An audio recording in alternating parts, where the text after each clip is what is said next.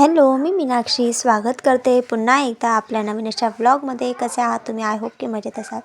तर इथे चिप्स व चकल्या वगैरे तर होऊन गेल्या, पण इथे बघा पाऊस बघा कसा आला. खूप जोरात पाऊस झाला आणि खूप गारा पण पडल्या आमच्या इथे. तर पूर्ण मन नाराज होऊन गेलं, कारण चकल्या बनवल्या आणि पाऊस येऊन गेला ना दुपारून. 4 ते 5 वाजेपासून पाऊस जो चालू झाला तर तो खूप डेंजर चालू होता. त्यानंतर इथे बघा पूर्ण काळं काळं झालेलं आहे.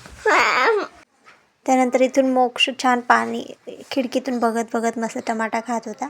इथेच उभा होता तो. पाऊस खूप जोरात चालू होता आणि त्याला बाहेर जायचं होतं अजून.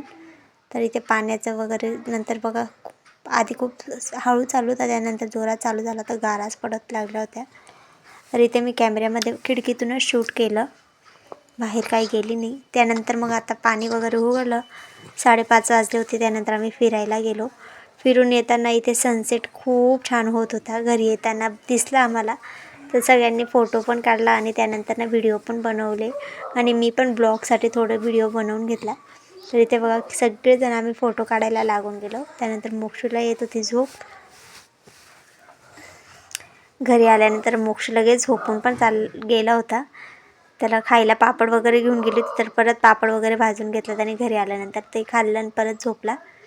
तर इथे बघा किती छान व्ह्यू दिसत आहे. त्यानंतर घरी आलो तर इथे लाईट गेलेली होती, त्यामुळे दिवा लावून इथे कामं चालू होते.